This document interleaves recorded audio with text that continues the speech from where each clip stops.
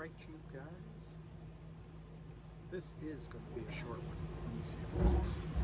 There's no help for the shadows.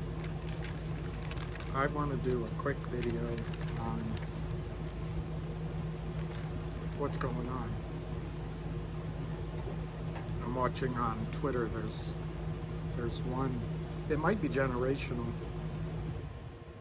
but there's one person who expects instant results and is unwilling to do any work for it. I highly recommend that each of you take the time to write people like Maxine Waters. I mean, I can't believe she's the head of the committee, but that committee seems to be taking some action. Right, Gary Gensler, who makes at least makes a good show of wanting to have fair markets. Write your congresswoman or your senator. I live in DC. We have a shadow government, but if I lived in a state, I would write my senator.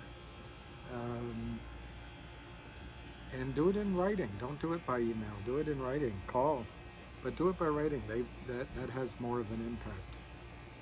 And if you're so worked up about money you're losing,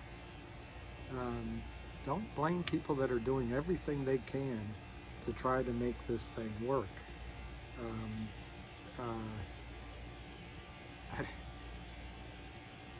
I'm about to find out if these things matter for what you hear. But anyway,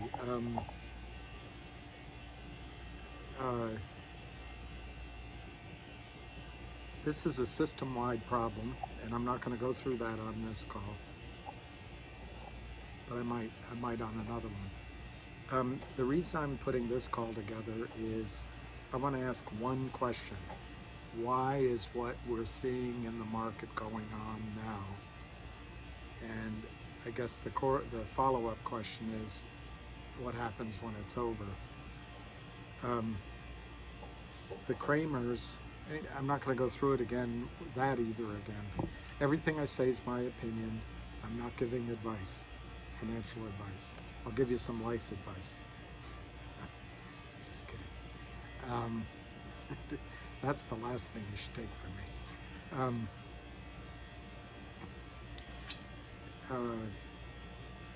Why are the Kramers selling the fake shares with their criminal friends, the market makers, downward so aggressively?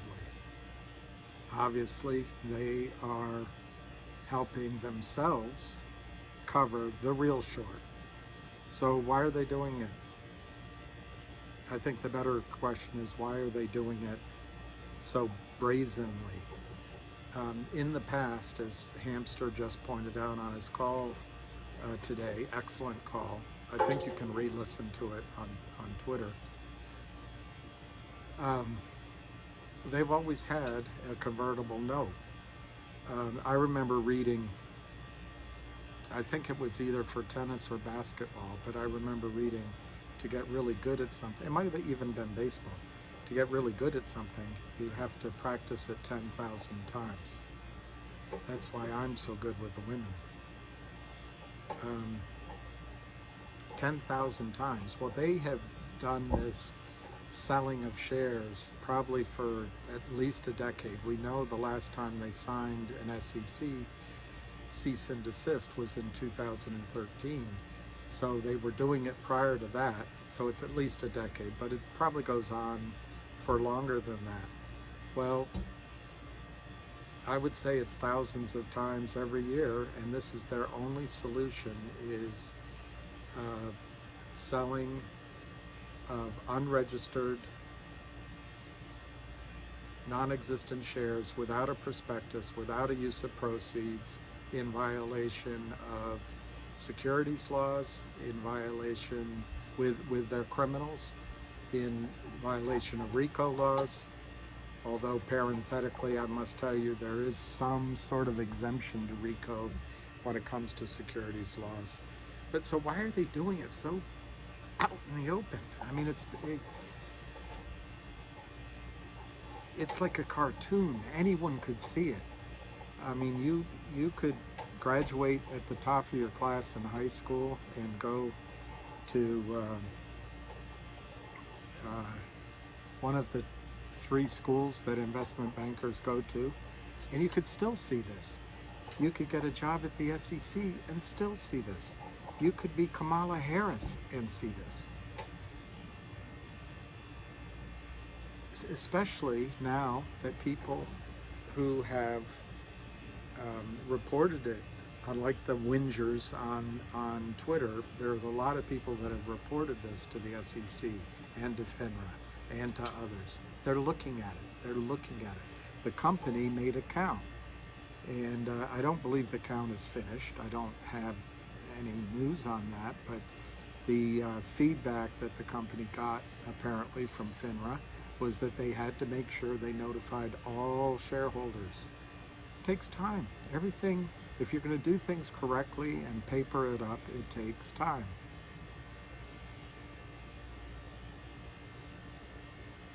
To push a sell button for the 10,001th time and create shares that there's no use of proceeds, there's no notification to the person who's buying those shares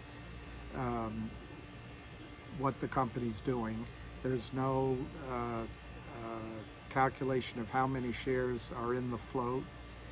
You know, public companies have to be able to tell public buyers of their shares very basic things about the cap table, about projections for earnings per share. You can't calculate it. So these guys are doing this in slow motion, as Ham says. It is blatant. They're doing it with market makers that, as Ham also says, there's no bid. It's just an offer. So there's no real market making going on, which proves we don't need these market makers in a time of computers. Although I think if we went back to the system of market makers, we could go back to the uptick rule. But that's for another video. I think the main reason they're doing this selling, obviously, is because they need money. The Kramers have been selling stock in this real account by borrowing shares, obviously playing on the relationship they have with their prime broker and with others. But I've told you before on other videos, this is an insane trade. The opportunity to make money is so tiny in return for massive risk that the only person that would be doing this is the person that knows they control the price of the stock, illegally control the price of the stock. Okay, so an obvious answer is they need the money. Why do they need the money? I believe they need the money to pay Gibson Dunn.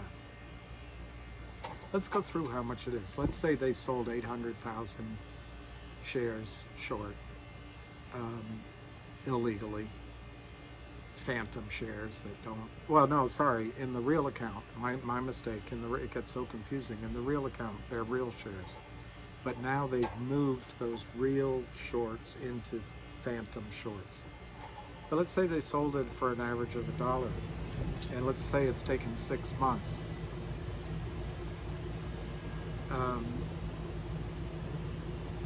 I'm gonna guess that they've spent at least 15 cents, maybe more, but let's just call it 15 cents on interest, margin interest during that time.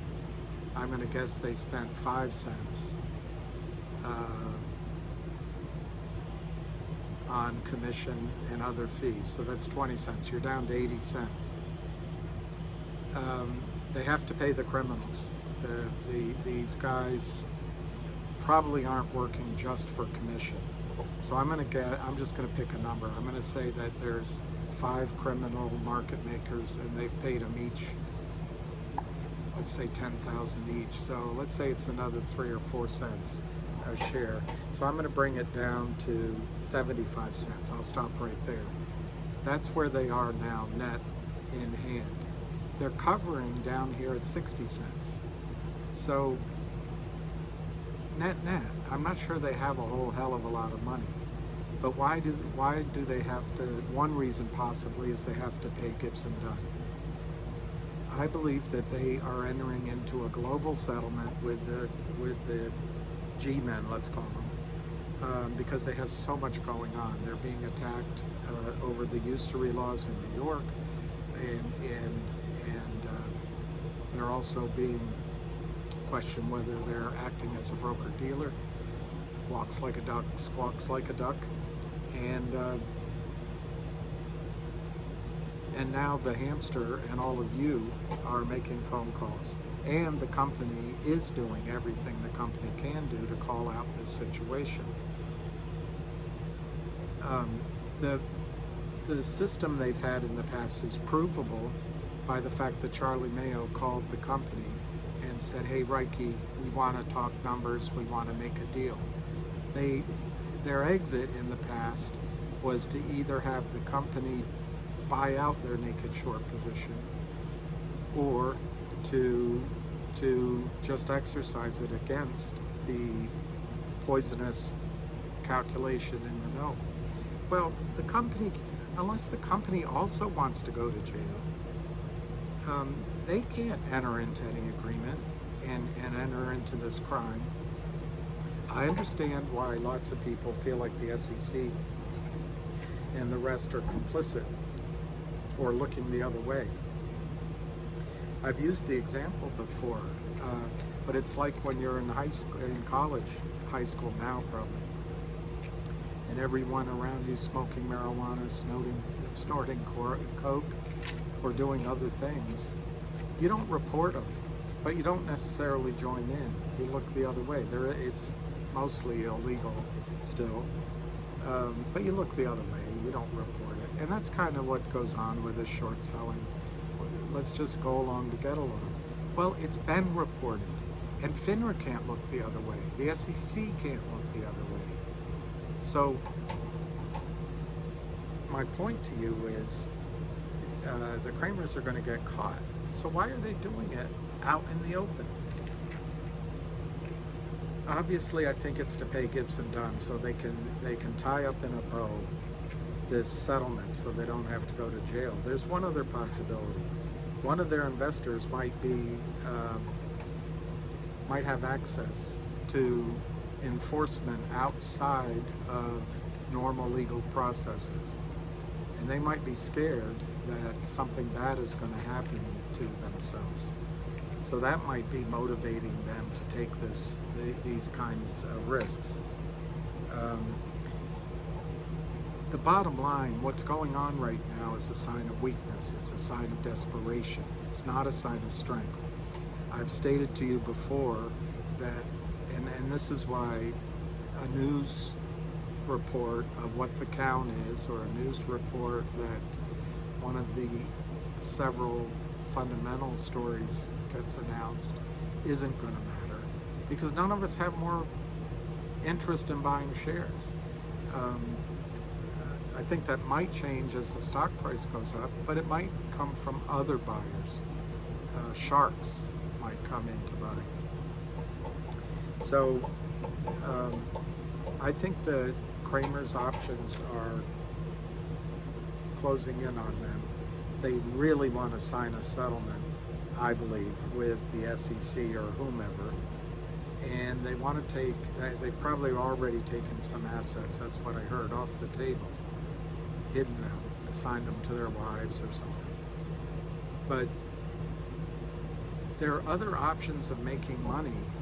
I told you about the one deal they're doing out of Virginia, Alexandria, Virginia.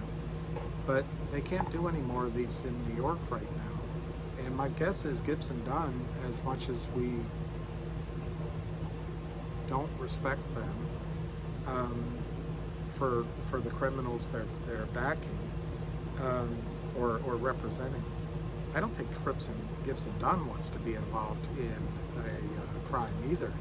And so I think the Kramers are probably lying to their own attorneys as soon as Gibson Dunn realizes that the Kramers are continuing to sell phantom shares and to act as a broker-dealer without a license and violating all sorts of securities laws, they're either going to say to the Kramers, you got to stop if you want us to recommend, or guess what, we're not going to represent you anymore. So that was the point I wanted to make. I think this is a sign of desperation. It's not a sign of strength. The only reason the stock is going down is because none of us have the buying power to offset it, but they're walking it down. I think it was yesterday that Hamster gave a net of how much he thought was wash trades and cross trades and shorted trades, which you get every day from FINRA. The net was approximately 20,000 shares that were actually legitimately sold. Well, at 60 cents, that's $12,000, unless my arithmetic's wrong. So $12,000 is the real volume, the real selling in the stock, probably each day. $12,000 is not a lot of money. This stock trades by appointment. Your buyer that you're waiting for isn't news from the company on the count, the exact count. They've already announced there were anomalies. They've already reported it to FINRA. Your buyer is a buy-in. And then it's all the other sharks on Wall Street that come in to finish off the Kramers. That's your buyer. Waiting for the company to release the count, release the hounds, is not going to, it's just simply not going to make a meaningful change in the situation. We already know there's a misallocated number of shares out there. To have the exact number is not going to get you to buy.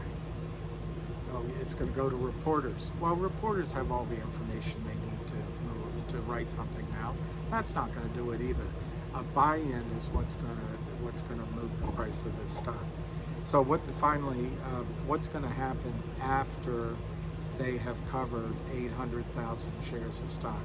I think I've already showed you that it's not as much money as you might believe, but they're going to take that money out. They're going to burn their prime broker and any honest market makers. They may be in time to settle with the SEC. So are they going to continue selling naked in the fake accounts? I don't think so. I think after they've covered this guy, Leo, or whoever his name is, and he says, okay, I'm not going to break your kneecaps, or, whatever the reason is, I think they stop selling naked short because there's no benefit to them anymore. They were trying to buy time, but time for what? Again, just being very repetitive, I think they're buying to make a settlement. They're buying to hide assets. They're buying to find a soft landing on the other side of this. And their desperation of robbing the bank in daylight without the masks on, and they bring the rest of them in, is a sign of desperation. But it's where mistakes are made. And I just think they're going to stop naked shorting because there's no further benefit. They've already taken care of the real short, will have already taken care of the real short. Keeping the price down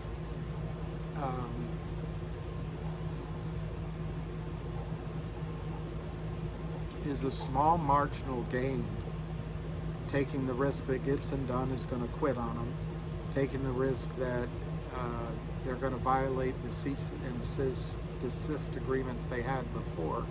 If they are rats, if they're rats and they're acting under immunity, they run the risk of losing that immunity.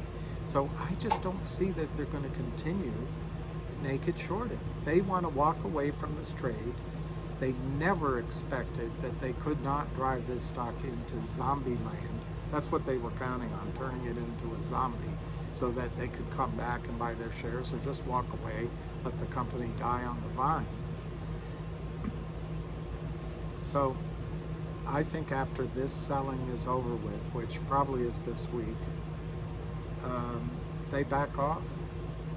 And any kind of real buying that comes in based on news or based on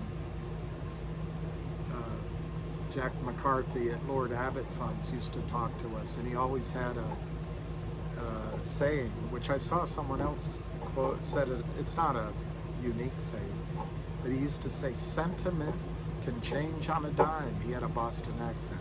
Sentiment can change on a dime. And that's what can happen. The market is a manic depressive. Depressed one day and manically high the next. So I think when this stock starts to turn and run up, you're not going to find the Kramer shorting against it anymore. They don't want to go to jail. They want a soft landing. And there's just too much risk to, outside of monetary reasons, there's just too much risk to them to continue doing it. They want to walk away from these LLCs. Hopefully Gibson Dunn can confuse the SEC, which seems to have a lot of really gullible lawyers or lawyers that take things at face value and say, look, those shares were sold by offshore accounts we don't know, and walk away. So anyway, 21 minutes. I think we're almost through the bad patch, and the next movement, I think, is going to be up and away. So have a good evening and cheers.